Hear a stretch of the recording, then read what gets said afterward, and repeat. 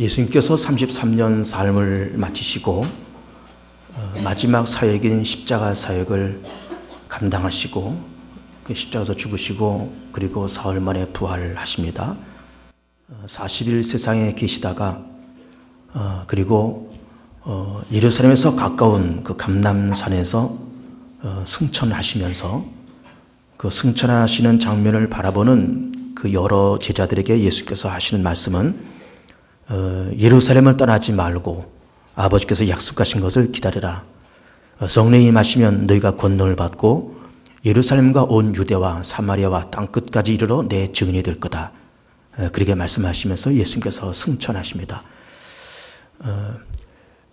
예수님의 승천 장면을 목격한 이 사람들이 예수님의 말씀처럼 아버지께서 약속하신 것이 성령의 강림이라고 하는 것을 알면서 다락방에 올라가서 열흘 동안 전심을 다해서 기도합니다. 오순절이 되어서 성령이 임하고 그리고 방언들이 열렸다 그랬습니다. 그때에 베드로가 일어나서 설교를 하면서 두 가지 중요한 설교를 합니다. 첫째는 예수님의 부활 사건과 성령의 강림 사건은 이것은 우연히 이렇게 일어난 사건이 아니고 이미 예수님의 부활 사건은 벌써 1000년 전 다윗에 의해서 예언되었고 성령의 강림 사건도 요엘서에서 이미 예언된 사건이었다. 그러면서 예수님께서 부활하신 것도 구약의 예언대로 성령이 임한 것도 구약의 예언대로 임한 것이다. 이런 설교를 하고 그 다음에 두 번째로는 그 예루살렘 사람들, 이스라엘 사람들이 예수님을 오해하면서 로마의 반역자요 율법을 어긴 자요 하나님을 모독하는 자라 이런 죄목을 뒤집어 씌워서 예수님을 십자가에 그렇게 죽인 것 아닙니까? 그랬을 때 하나님께서 죽은 나사렛 예수를 다시 살리셔서 주와 그리스도 되게 하셨다. 이런 설교를 하는 겁니다. 그랬더니 이 베드로의 설교를 들은 예루살렘 사람들이 마음에 찔려서 우리가 어찌할꼬 그러면서 회개하고 그랬을 때 그 베드로가 하는 말이 너희가 각각 회개하고 예수 그리스도 이름으로 세례를 받고 죄 사함을 얻으라. 그러면서 성령의 선물을 받으리라. 그러면서 그날 3000명이 세례를 받고 예루살렘 그 초대교회 안에 이렇게 등록이 되었다. 이런 말씀을 이제 하고 있으면서 그러면서 서로 식탁을 같이 하면서 기쁨으로 우리 하나님을 찬미하면서 그러면서 구원받는 자의 수가 날마다 늘어났다. 이런 말씀을 하시고 있는 겁니다. 여러분들이 이제 좀 본문을 보시면 37절 보시면 그들이 이 말을 듣고 마음에 찔려 베드로와 다른 사도들에게 물어 이르되 형제들아 우리가 어찌할꼬 하거늘 베드로가 이르되 너희가 회개하여 각각 예수 그리스도의 이름으로 세례를 받고 죄 사함을 받으라. 그리하면 성령의 선물을 받으리니 회개하고 그리고 세례받고 그리고 죄사함 받고 그러면 성령의 선물이 온다.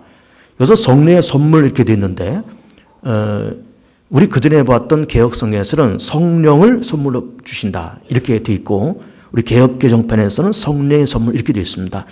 다 같은 말입니다. 성령의 선물도 선물이고 성령 자체를 선물로 준다는 말도 같은 말입니다. 하나님의 영, 그리스도의 영을 우리 가운데 선물로 주시면서 우리 가운데 임하신 성령이 우리를 가르쳐 주시고 깨닫게 하시고 우리를 위로하시고 격려하시고 힘을 주시는 그런 성령의 위로와 선물을 믿는 자에게 주신다. 이런 얘기를 하고 있는 거죠. 39절에 이 약속은 너희와 너희 자녀와 모든 먼 데 사람 곧 주 우리 하나님이 얼마든지 부르시는 자들에게 하신 것이라. 그러니까 이 예수 믿고 죄사함 받고 성령을 선물로 받는 것은 이것은 어떤 특별한 사람들에게만 임하는 것이 아니라 가까이 있는 사람이나 멀리 있는 사람이나 유대인이나 이방이나 누구나 마음문 열고 회개하고 예수 그리스도를 믿고 영접하는 자들에게 똑같이 주시는 하나님의 은혜더라 라고 하는 것이죠. 40절 또 여러 말로 확증하며 권하여 이르되 너희가 이 패역한 세대에서 구원을 받으라 하니 이 사도들의 설교 가운데 특별히 베드로의 설교 가운데 이 복음을 전하면서 너희가 빨리 이 패역한 세대에서 구원을 받아야 되지 않겠냐 이 말씀을 하고 있는 겁니다. 이 패역한 세대라는 말씀은 조금 이따 좀 드리기로 하고 41절에 그 말을 받은 사람들은 세례를 받음에 이날의 신도의 수가 3000이나 더하더라. 그러니까 이 성령이 강림하고 베드로가 설교하면서 예루살렘 사람들 3,000명이 세례받고 초대교회에 등록하면서 갑자기 하루아침에 3,000명이나 부흥되는 역사가 일어났다. 그런 말이죠. 42절 그들이 사도의 가르침을 받아 서로 교제하고 떡을 떼며 오로지 기도하기를 힘쓰니라. 사람마다 두려워하는데 왜 두려워했을까? 두 가지 사건 때문에 두려운 겁니다. 첫 번째는 예수님이 죽은 자 가운데서 부활하셨다는 말씀을 듣고 두려운 거예요. 이런 부활 사건은 참 우리에게는 희망이고 생명의 사건이고 세상을 이기는 승리의 사건이지만 한편 부활 사건은 두렵기도 한 겁니다. 죽은 사람이 다시 벌떡 일어났다. 이거 두려운 것 아닙니까?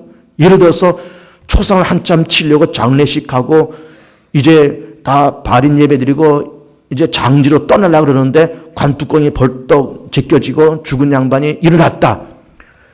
죽은 양반이 일어나서 반갑기도 하겠지만 사실 이것은 두려운 겁니다. 그래서 예수께서 죽은 자 가운데서 일어나셨다는 그 말씀을 듣고 사람마다 두려웠던 겁니다. 그리고 또 한편 그렇게 예수님을 하나님의 아들로 믿고 영접하지 못했던 이 사람들이 예수님에 대한 오해를 가지고 예수님은 이단자고 율법을 어긴 자고 로마의 반역자고 그런 죄목을 뒤집어 씌워서 예수님을 죽였지 않습니까? 근데 그렇게 죽인 예수를 하나님이 살리시고 주와 그리스도 되게 하셨다는 이 말씀을 듣고 두려웠던 거예요. 그러면서 계속 보시면 기사와 표적이 많이 나타났다. 기사와 표적은 병든 자가 일어났다든지 귀신이 떠나갔다든지 혹은 어떤 초자연적인 사건들이 그런 초대교회 안에 그렇게 일어났다는 거죠. 44절 믿는 사람이 다 함께 있어 모든 물건을 서로 통용하고 또 재산과 소유를 팔아 각 사람의 필요를 따라 나눠주며 서로의 재산을 이건 내 거다 내 거다 이게 분리하지 않고 서로 모여서 네가 필요하면 갖다 써. 또 저 사람이 필요한 거 갖다 써. 그러면서 서로의 물건을 소유권을 주장하지 않고 그렇게 나눠 썼다는 거죠. 이른바 공동체 생활을 시작했다. 그런 얘기죠. 46절에 날마다 마음을 같여여 성전에 모이기를 힘쓰고 집에서 떡을 떼며 기쁨과 순전한 마음으로 음식을 먹고 하나님을 찬미하며 온 백성에게 칭송을 받으니 주께서 구원받는 사람을 날마다 더하게 하시니라. 그러면서 이 초대교회, 예루살렘의 초대교회가 이런 사도들의 열정과 세례를 베품 설교 사역 또 기사와 표적이 일어나는 이런 사역을 통해서 칭찬을 받으면서 급성장하는 그런 역사가 이렇게 예루살렘 초대교회 안에 일어났다. 이런 말씀을 지금 하시고 있는 겁니다. 그래서 오늘 저는 37절부터 47절까지 이 11절의 말씀을 보면서 세 가지 큰 주제를 찾아보고자 합니다. 첫 번째는 40절에 있는 패역한 세대란 말이 뭔가라는 것이고 두 번째는 36절에서 베드로가 설교할 때 그렇게 죽은 예수를 하나님께서 살리셔서 주와 그리스도 되게 하셨다. 이 말씀이 무슨 의미일까라는 것이고 세 번째로는 37절에서 그 베드로의 설교를 들은 이 예루살렘 사람들이 마음에 찔려서 우리가 어찌할꼬 라고 했다는 겁니다. 이 말씀이 어떤 의미가 있는가 이렇게 세 가지 주제를 가지고 말씀을 드리겠습니다. 첫 번째는 지금 40절에 있는 패역한 세대란 말이에요. 지금 사도들이 나가서 복음을 전하고 특별히 베드로가 복음을 전하면서 세례를 주고 그리고 너희가 각각 회개해라 예수 이름으로 세례를 받아라 죄사함 받아라 그러면 성령의 선물을 받으리라 그러면서 이 패역한 세대에서 구원을 받아야 된다 이런 설교를 지금 하고 있는 겁니다. 패역한 세대라는 말씀이 뭘까? 자, 아담과 하와가 에덴 동산에서 선악과를 따먹고 그러면서 에덴 동산에서 쫓겨납니다. 그러면서 사단이 에베소 2장에서 말씀하신 것처럼 공중권세를 잡기 시작합니다. 공중권세라고 할 때 그 공중은 하나님과 인간 사이를 말하는 거예요. 그 하나님과 인간 사이를 비집고 들어와서 그 공중이라는 그 공간을 장악하면서 인간 세계에게 무엇을 퍼뜨린가 하면은 첫째는 패역한 세대를 만들고 두 번째는 세상을 위장시키는 일을 해나갑니다. 위장시키는 일. 가짜를 진짜로, 진짜를 가짜로 위장시키고 이거를 변질시켜서 사람을 속이는 일을 한다 이 말이에요. 위장시키는 일을 하고 그리고 그 사단은 세상을 정복하면서 패역한 세대로 만들어갑니다. 패역이라는 말이 뭘까? 거스른다, 순종하지 않는다, 어그러진다 이런 얘기인 겁니다. 요즘은 포스트 모던 시대라고 얘기합니다. 포스트라는 말은 그 이후라는 얘기고 모던이라는 말은 현대라는 말인데 포스트 모던이라는 말은 현대 이후를 얘기하는 겁니다. 그런데 이 포스트 모던 시대에 살고 있는 우리들은 이 포스트 모던 시대의 주 요지가 뭔가 하면은 절대 진리를 인정하지 않는 거예요. 절대 권위를 인정하지 않습니다. 아이들이 아버지의 권위, 부모의 권위를 인정하지 않습니다. 아이들이 선생님의 권위를 인정하지 않아요. 후배가 선배의 권위를 인정하지 않습니다. 절대 진리를 믿지 않습니다. 그러면서 자기가 좋은 것을 믿고 자기가 하고 싶은 것을 하고 자기가 믿는 것이 진리고 자기가 좋은 것을 갖는 것이 진리고 이렇게 하면서 자기가 진리고 자기가 말하는 것이 진리인 양 살아가는 것이 이것이 포스트 모던 시대의 특징인 겁니다. 그래서 다 거스릅니다. 아이들이 부모 거스리고 후배가 선배 거스리고 아이들이 선생 거스리고 이런 시대가 되었고 결국 우리 사람들도 하나님을 거스리고 그리고 이 세상에 우리 인류를 구원하러 오신 예수 그리스도를 거스리면서 그를 로마의 반역자로 율법을 어긴 자로 그리고 하나님을 모독하는 자로 몰면서 십자가에 못 박는 그런 패역한 세대가 벌써 예수님 당시에 있었고 지금도 많이 퍼져 있는 이 모습 우리는 지금 보고 있는 겁니다. 패역한 세대, 거스리고 순종하지 않는 세대에서 우리가 구원받아야 된다라는 설교를 사도들이 지금 하고 있는 겁니다. 두 번째로 넘어오면 36절을 보면은 베드로가 성령 받고 그 많은 제자들과 그 신도들에게 설교할 때 그렇게 우리가 예수를 죽였지 않냐? 또 예수가 죽었지 않냐? 그래 하나님께서 그를 죽은 자 가운데서 살리셔서 그를 주와 그리스도 되게 하셨다. 이런 설교를 하는 겁니다. 주와 그리스도 되게 하셨다. 이 말이 뭘까? 주라는 말은 뭐고 그리스도라는 말은 뭘까? 주라고 하는 말은 이것은 하나님에게만 붙일 수 있는 그런 단어예요. 신성의 극치를 말하는 것이 주입니다. 하나님에게만 붙일 수 있는 그런 단어입니다. 그런데 그 예수 그리스도가 바로 주님이시다라는 말은 그분이 바로 하나님의 아들이고 곧 하나님이시고 이 세상에 오신 그리스도다라는 말씀을 하고 있는 겁니다. 하나님은 살아계셔서 우주 만물을 창조하시고 그 신성과 능력이 한이 없으시고 전지전능하시고 무소부지하신 그런 하나님이시잖아요. 그 하나님께서 인류를 바라보시면서 인류를 구원하자 죄 가운데서 허덕이는 인류를 사망에서 허덕이는 인류를 사단의 권세 아래 허덕이는 인류를 구원하자 해서 독생자를 보내셨지 않습니까? 그가 바로 그리스도잖아요. 그러면서 그 그리스도께서 33년을 사시고 3년 동안 공생하셨는데 사람들이 예수님에 대해서 올바로 이해하지 못하고 많은 것을 오해하면서 예수님을 십자가에 못 박습니다. 그런데 하나님은 그를 살리셔서 주와 그리스도 되게 하셨다. 이런 얘기를 지금 하고 있는 겁니다.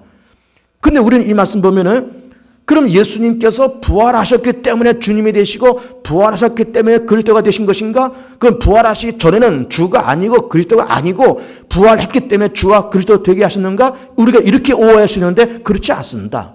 이미 예수님께서는 부활하시기 전에도 고난당하셨을 때에도 그리고 공생애를 하셨을 때에도 또 공생애를 하시기 전에 그런 시간 속에서도 예수는 주님이시고 예수는 그리스도였어요. 그러니까 그런 예수님께서 주와 그리스도이셨지만은 예루살렘 사람들과 이스라엘 사람들이 예수님을 인정하지 않고 믿지 않으면서 오해 속에서 예수님을 죽인 겁니다. 아, 저분은 주가 아니야, 그리스도가 아니야 라고 하면서 십자가에 죽인 겁니다. 예를 들면 이런 거죠. 아버지와 아들이 있다고 쳐보세요. 근데 참 안 되게 좀 좋지 않은 일이 생겨서 아버지 구실을 제대로 못했다고 쳐보세요. 그래서 아들이 아버지에 대한 불만이 많습니다. 아버지 구실을 제대로 못하고 공부도 제대로 못 시키고 뭐 큰 유산을 준 것도 아니고 그러면서 아버지에 대해서 아버지를 멀리할 뿐만 아니라 아버지를 인정하지 않는다고 쳐보세요. 그러면 아들이 아버지를 인정하지 않는다 해서 아버지가 아닌 겁니까? 여전히 그 아버지는 아버지 구실을 제대로 못했지만 여전히 그 아버지는 법적으로도 그 아이의 아버지고 혈연적으로도 아버지인 거예요. 여전히 아버지입니다. 그런데 아버지 구실을 한번 제대로 한번 해보자 해가지고 아버지가 그 아들이 다 커서 장가갈 때가 됐는데 정말 뜻하지 않게 이 아이 결혼식을 참 성대하게 잘 치러주고 그리고 좀 살만한 집을 한 채 사서 이 아들에게 물려줬다고 쳐보세요. 이 아들이 감격스럽겠죠. 한 번도 아버지 구실 못한 아버지가 한 번도 등록금 대본 적이 없는 아버지가, 그래서 아버지를 내가 아버지라고 부르지도 않고 아버지를 인정하지도 않았는데 아버지가 이제 정말 아버지 굿을 하는구나 라는 이런 얘기를 우리가 하면서 이 이야기가 지금 베드로가 하고 있는 이 이야기와 유사성이 있더라 이 말이에요. 아버지는 아버지죠. 그 아들이 인정하든 인정하지 않든, 집을 사주든 안 사주든 여전히 아버지고 법적으로도 혈연적으로도 아버지지만은 아버지 구실을 한 번 하는 그 사건. 예수님께서 그러면 예수님의 그 구실을 못했는가? 그때 구실을 못했는가? 하셨죠. 하셨는데 인정을 안 했다 이 말이에요. 근데 죽은 자 가운데 부활하시면서 부활이라는 그 사건, 부활 사건보다 더 큰 사건은 없잖아요. 부활 사건보다 더 큰 표적은 없잖아요. 죽은 자 가운데 살아나시는 그런 부활 사건을 통해서 예수가 주님이시요 그리스도라는 사실을 명백하게 보여주셨다라고 하는 것입니다. 세 번째로는 오늘 우리가 주요하게 보고자 하는 그런 구절입니다. 그 말씀이 어디 있는가 하면 37절에 있어요. 베드로가 일어나서 그렇게 설교했을 때 37절과 38절을 보면은 이렇게 되어 있습니다. 그들이 이 말을 듣고 마음에 찔렸다. 그리고 베드로와 다른 사도들에게 물어 이르되 형제들아 우리가 어찌할꼬 하거늘 이렇게 얘기하고 있어요. 마음에 찔렸다. 그리고 우리가 어찌할꼬, 이런 고백을 설교를 듣는 이 사람들이 했더라 이 말이에요. 이 말씀이 무슨 의미가 있을까? 저를 보세요. 자, 우리는 세상을 이만큼 살아오면서 공부도 했고 다양한 경험도 하고 그러면서 세상을 살아오는 겁니다. 상식도 있습니다. 우리가 갖고 있는 상식, 우리가 갖고 있는 어떤 지식, 우리가 지금까지 해온 경험, 이런 걸 쭉 해오면서, 그리고 또 우리는 나름대로 주관도 있습니다. 그러면서 어떤 가치관도 있습니다. 자기 주관대로 살아가고 자기가 갖고 있는 가치관대로 세상을 살아가는 거예요. 근데 우리는 뭐 지식도 있고 경험도 있고 자기 주관도 있다는 거 다 좋지만 거기에 맹점이 뭔가 하면은 그것이 옳은 줄 알고 살아가는 거예요. 자기가 갖고 있는 상식, 자기가 갖고 있는 지식, 이것이 옳은 줄 알고 살아간다 이 말이에요. 자기가 지금까지 해왔던 경험이 옳은 줄 알고 살아간다 이 말이에요. 자기가 주관 있는 사람입니다. 다 보기가 좋죠. 아, 저 사람 주관 있는 사람이야. 다 보기는 좋지만 그렇게 주관을 가지고 살아가지만은 그 주관이 정말 옳은 주관일까? 내가 갖고 있는 지식이 정말 옳은 것일까? 내가 갖고 있는 상식이 옳은 것일까라고 우리가 되짚어 볼 때 옳지 않은 것이 많이 있더라 이 말이에요. 근데 우리는 그것이 옳지 않음에도 불구하고 내가 갖고 있는 지식과 내가 갖고 있는 상식과 경험을 절대화하면서 사는 우리의 아집과 고집이 있습니다. 우리 잘못된 편견도 있습니다. 우리 잘못된 오해도 있습니다. 예를 들어 볼까요? 자, 어떤 친구가 있습니다. 어떤 친구가 찾아와서 자기하고 동업을 하자 그럽니다. 정말로 속에 있는 뭐 쓸개까지 다 빼줄 만큼 별 좋은 얘기를 다 해가면서 감언이설 다 해가면서 그러면서 동업을 하자 이렇게 얘기합니다. 내가 얼마 될 테니까 너도 얼마 되라. 그래서 우리 뭘 하자.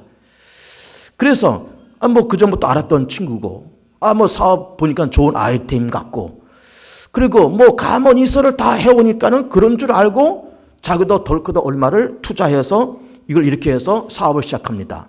그런데 알고 봤더니 이 친구가 아니라 사기꾼이었어요.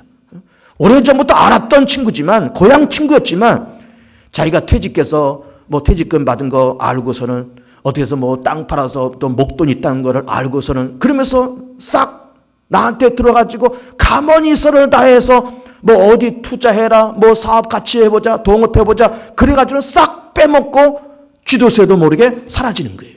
전화번호 딱 바꾸고 뭐 주소도 다 변경시키고 그리고는 싹 사라져버리는 거예요. 그 우리는 이 친구는 믿을만해. 이 사업은 좋은 아이템이야 라고 하는 우리의 상식, 이 친구의 가졌던 그런 어떤 신뢰감, 그런 줄 알고 살아갔지만 나중에 알고 보니까 그것이 아니었다 이 말이에요.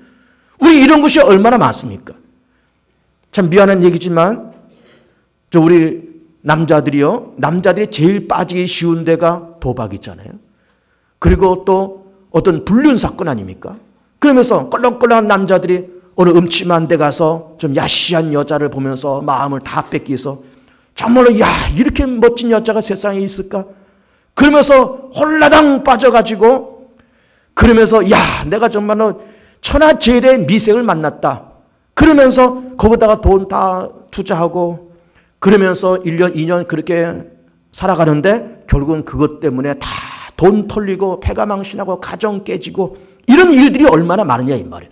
그러면서 1년, 2년 지나서 몸 망가지고 돈 털리고 가정 깨지고 체면 깎이고 그러고 나서 아, 내가 실수했구나. 이 진짜가 아니었구나. 야시시하게 생겨서 천하의 미생이다. 그렇게 내가 감동받았지만 그것이 참된 감동이 아니었구나. 그러면서 1년, 2년 지나가면서 그때서 깨닫는다 그 말이에요.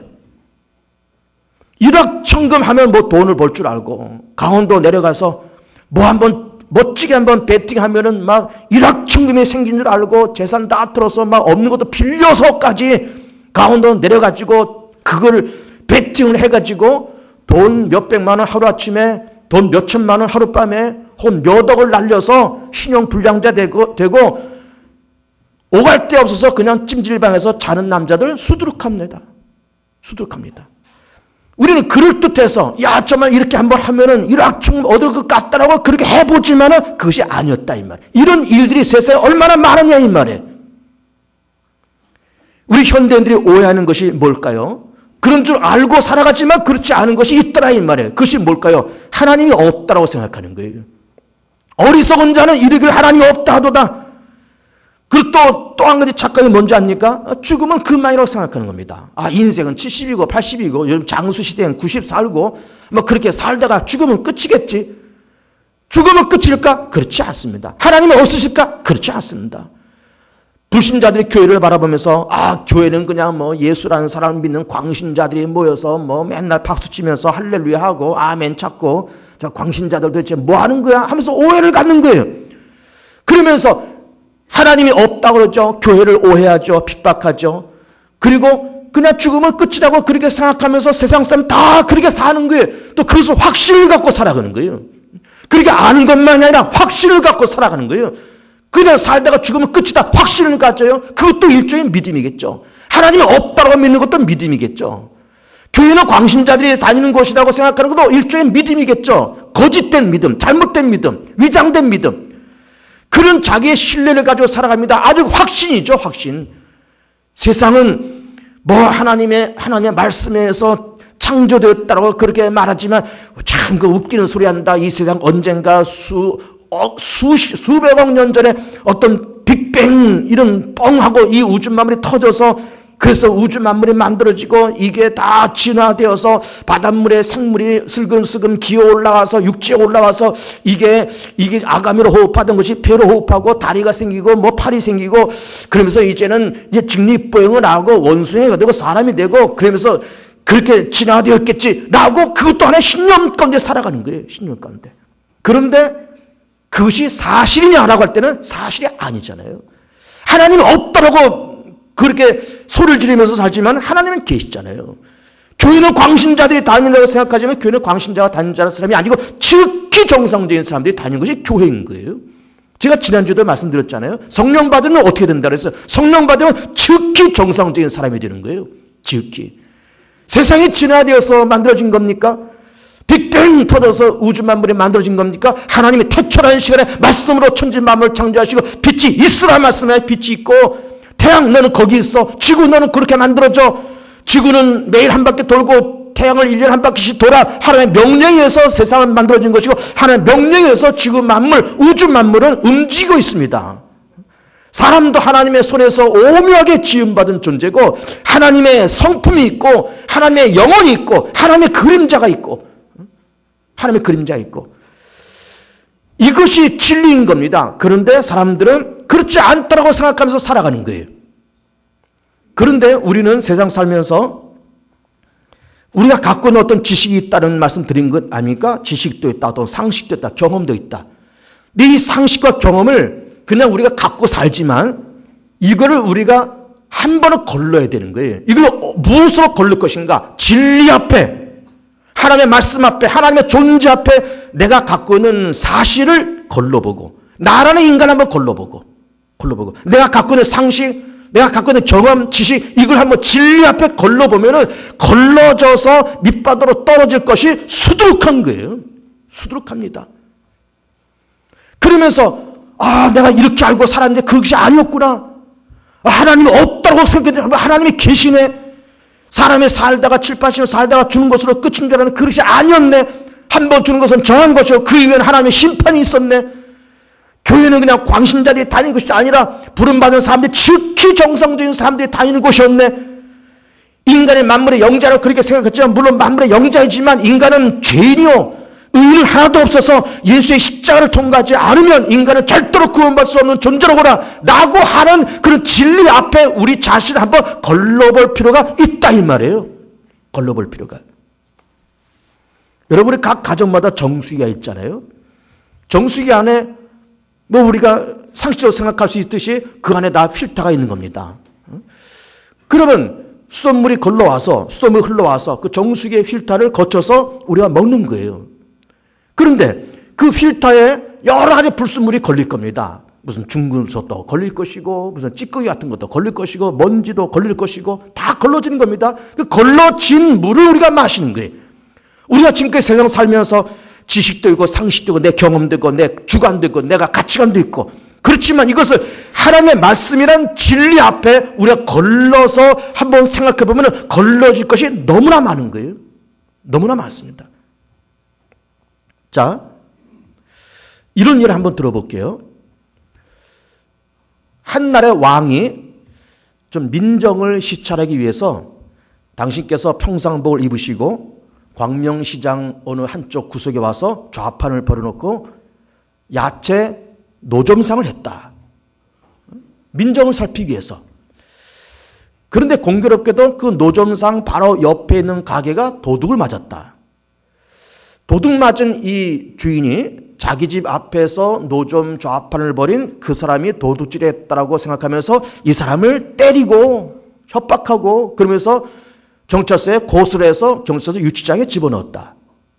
그런데 나중에 알고 보니까 그 사람이 이 나라의 왕이었다. 이 사실 여러분 생각해 보세요. 자, 지금 그 집 옆에서 노점을 하고는 이 양반이 왕이라고 하는 것은 뭡니까? 이것은 진실이에요. 진실이고 사실이에요. 이건 사실입니다. 그리고 우리 집 물건 훔쳐왔다고 생각하는 사람은 그 왕에 대해서 노점을 하고 있는 그 왕에 대한 오해를 갖고 있습니다. 그래서 때렸거든요.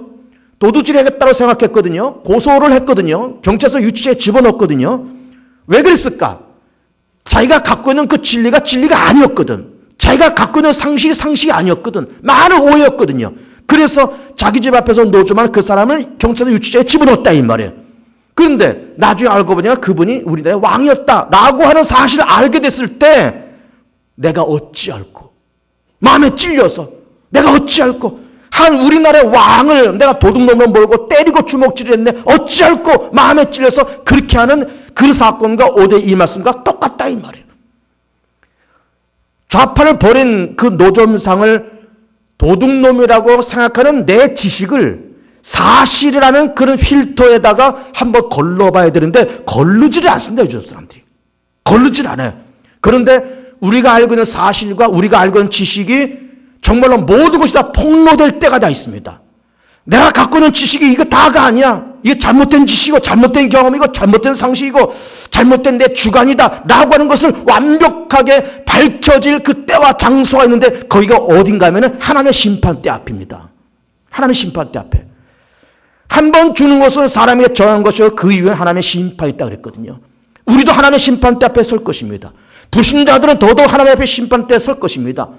아니 죽으면 다인 줄 알았는데 70 살고 80 살다가 내 멋대로 살고 내가 벌어서 내가 쓰고 허랑방탕하게 내가 하고 싶은 거 다 하고 그러고 돌아다니다가 그 죽으면 끝이겠다라고 그러면서 죽었는데 눈을 떠보니까는 하나님이 계시는 거예요. 눈을 떠보니까 거기가 심판대 앞이에요. 눈을 떠보니까 하나님만 계십니까? 그가 지금까지 살아오면서 태어나면서부터 죽을 때까지 한 7, 80년 살면서 그동안 7, 80년 동안에 살았던 모든 행정, 했던 말, 잘못된 자기의 감정, 남을 해코지했던 거, 잘못 생각했던 거, 남을 못살게 굴었던 거, 말로, 행동으로, 감정으로 잘못 살았던 모든 것이 낱낱이 기록되어 있는 거예요. 낱낱이. 우리 자신을 잃어버리고 잊어먹었는데 내가 잊어먹은 사실까지 다 기록되어 있더라 이 말이에요. 깜짝 놀랄 얘기 아닙니까? 마음에 찔려서 부끄러워서 내가 어찌할꼬. 하나님이 없다고 생각했는데 하나님이 시퍼렇게 살아계시고, 지금까지 내가 살아온 건 내 마음대로, 내 인생 내가 사는 거죠. 내가 번 돈 내가 마음대로 쓴다라고 생각했지만 우리가 살아왔던 모든 행적이 내 감정까지, 내가 무심코 내뱉었던 말 한마디까지, 내가 잘못 판단하고 잘못 행동했던 모든 것까지 낱낱이 기념죄에 기록되는 그 사실을 보면서 깜짝 놀란다 이 말이에요. 천국이 없다고 생각하고 지옥도 없다고 생각하고 내세를 부인하면서 살았는데 내세가 있었더라 이 말이에요. 천국이 있었더라 이 말이에요. 지옥도 있다 이 말이에요. 예수에 대해서 막연히 오해하고, 예수는 그냥 4대 성자권 한 사람이고 그냥 십자가에서 죽었다 그런데 어떻게 된지 모르겠어, 이렇게 막연하게 생각했던 사람이 예수가 그 하나님 우편에 앉아 있는 것을 보면서, 그 예수가 2000년 전 이 땅에 오셔서 그렇게 십자가에서 죽으신 사실은 인류의 허물가치를 담당하셔서 십자가에서 죽으신 사건이었고, 그 예수의 십자가를 통과해야만이 죄사함받고 십자가를 통과해야만이 의로워지고 그 십자가를 통과해야만이 하나님께로 갈 수 있다는 그 진리를 그 심판대 앞에 가서 깨닫는다 이 말이에요. 그러면서 어찌할꼬, 마음에 찔러서 어찌할꼬 라고 그렇게 말하지만, 믿는 우리들은 그래도 다행스러워서, 우리도 물론 책망받을 것이 많지 있지만 그래도 우리는 예수 믿는 흔적이 쥐꼬리만큼이라도 있기 때문에 우리 그 믿음 가지고 죄사함 받고 하나님 나라 들어가는 겁니다. 그러나 그 안에 예수가 없고 믿음의 흔적이 없는 사람들은 믿음이 없기 때문에 심판받기도 하지만은 하나님의 기념책에는 그 모든 행정, 태어나면서 죽을 때까지 했던 감정, 생각, 그의 모든 잘못된 판단, 잘못된 행동, 모든 그런 기록되어 있는 그런 잘못된 그 사건 조목조목 하나하나를 들어서 심판받을 그 날이 있더라 이 말이에요. 있더라. 그때 가서 불신자들이 어찌할꼬 마음에 찔려서 그럴 거를 생각하면은 빨리 전도하세요. 빨리 태신자 명단 내세요, 여러분. 빨리. 세계 제2차 대전이 1945년도에 끝났습니다. 물론 우리도 45년도 8월 15일 해방됐습니다. 그 세계대전이 끝난 그 사건 여러분 아십니까? 일본이 하와이에 있는 진주만 그 미군 기지를 공격했습니다. 가미까지 특공대들이 폭탄 싣고 뛰어들어가서 진주만을 폭격했습니다. 열받은 미국이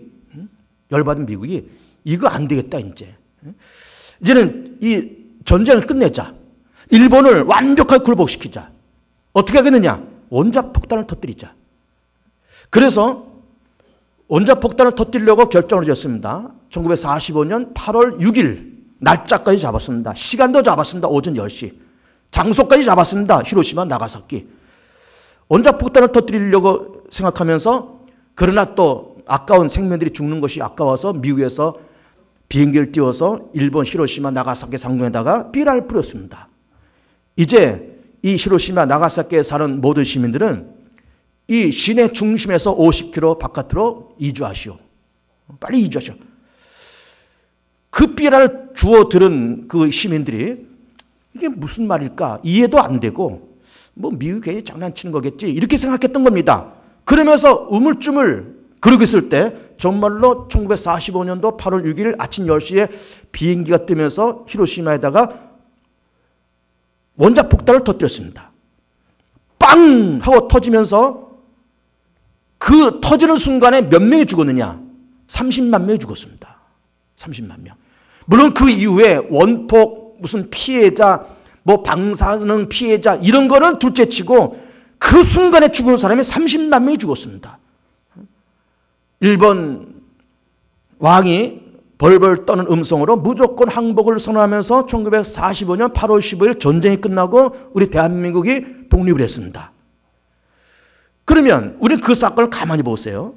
원자폭탄을 터뜨리기 전에 먼저 삐라를 뿌렸습니다. 참 미국이라는 나라도 참 신사적인 나라죠. 그냥 갑자기 해도 될 텐데 그래도 생명이 아까우니까 삐라를 뿌린 거예요. 피하라고. 근데 그걸 안 믿는 거예요. 안 믿습니다. 터지고 나서 어찌할꼬. 터지고 나서 마음에 찔려서 우리도 언젠가는 하나님 심판대 앞에 다 설 것입니다.